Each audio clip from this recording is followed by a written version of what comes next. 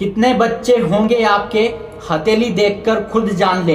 और ये 3 स्त्रियों को भूलकर भी तुलसी की पूजा नहीं करनी चाहिए। नमस्कार दोस्तों, स्वागत है आपका। शादी का मौसम चल रहा है और नए रिश्ते जुड़ रहे हैं और दाम्पत्य जीवन में कदम रखते ही हर किसी की आंखों में संतान का सपना नजर आने लगता है। पति पत्नी अपने संतान की योजना भी बनाने लगते हैं। अगर आप भी यह सोच रहे हैं कि आपकी संतान कितनी होगी और वह कैसे होंगे, तो अधिक सोच विचार करने की बजाय अपनी हथेली में मौजूद कुछ रेखाओं को गौर से देखें, आपको सब पता चल जाएगा। मित्रों, कितने बच्चे होंगे आपके, हथेली देखकर खुद जान ले। समुद्र शास्त्र के अनुसार हथेली में सबसे छोटी उंगली के नीचे बुध पर्वत होता है। बुध पर्वत के पास दिखने वाली खड़ी रेखाएं और अंगूठे के नीचे यानी शुक्र पर्वत के पास जितनी भी छोटी रेखाएं होती है, वह संतान रेखा के रूप में जानी जाती है। इन रेखाओं से संतान सुख का विचार किया जाता है।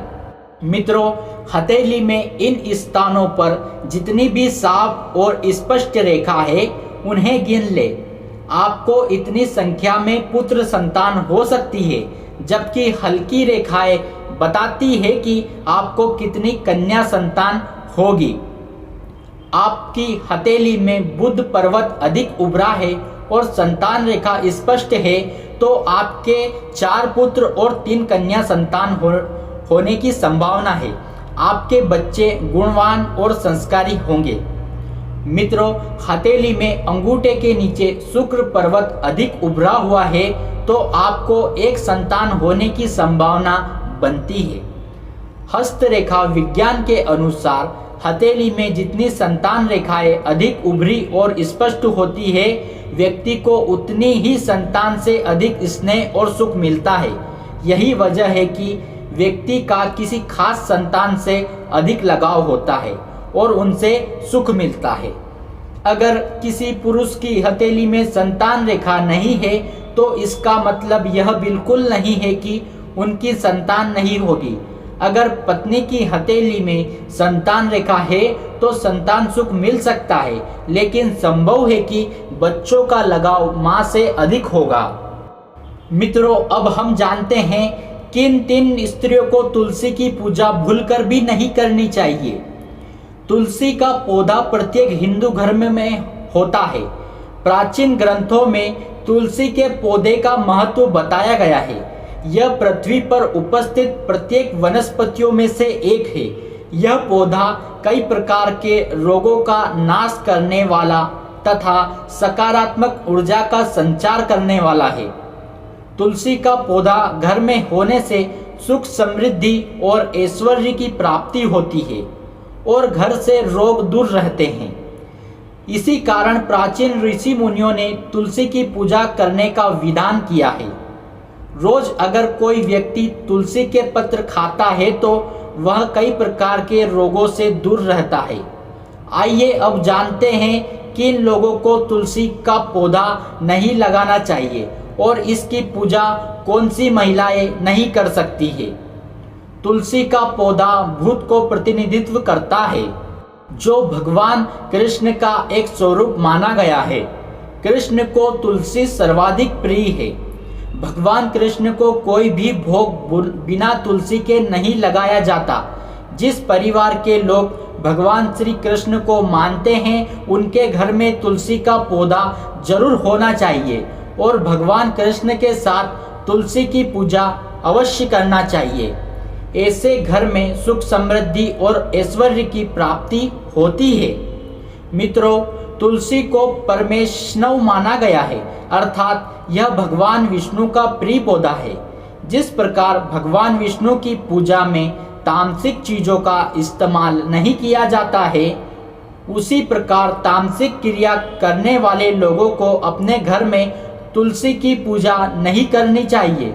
यह अशुभ फल देता है। अर्थात जिस घर में मांस पकाया एवं खाया जाता है, ऐसे घर में तुलसी का पौधा नहीं लगाना चाहिए। भगवान विष्णु के लिए मदपान वर्जित माना गया है।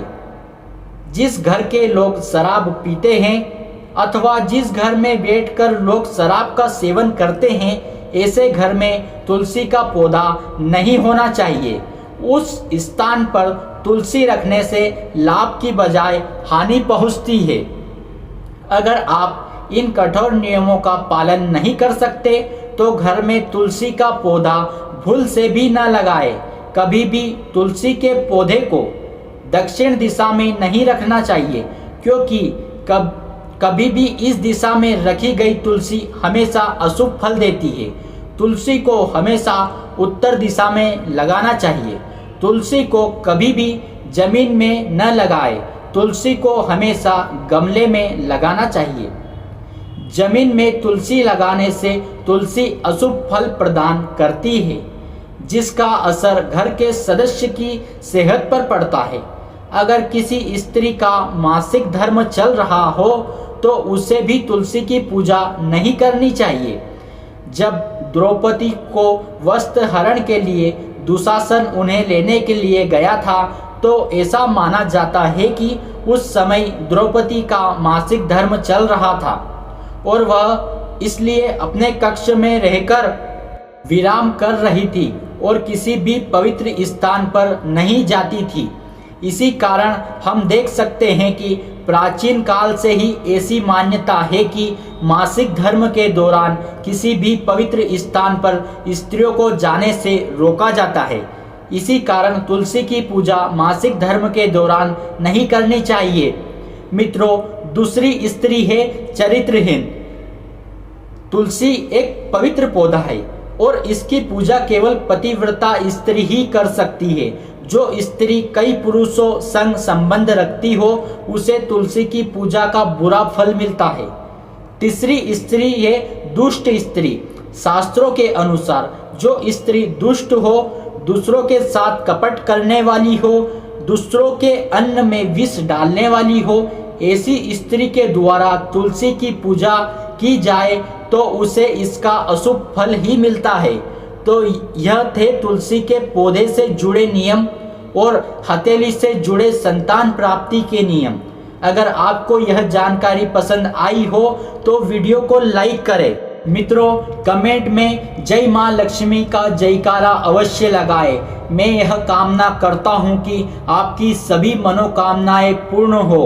हमारे इस चैनल से धार्मिक ज्ञान, पूजा विधि, वास्तु टिप्स सरल शब्दों में साझा किए जाते हैं। वीडियो अच्छा लगा हो तो चैनल को सब्सक्राइब कीजिए और वीडियो को लाइक कीजिए, क्योंकि मैं ऐसी ही वीडियो लाते रहता हूँ। जय श्री राम।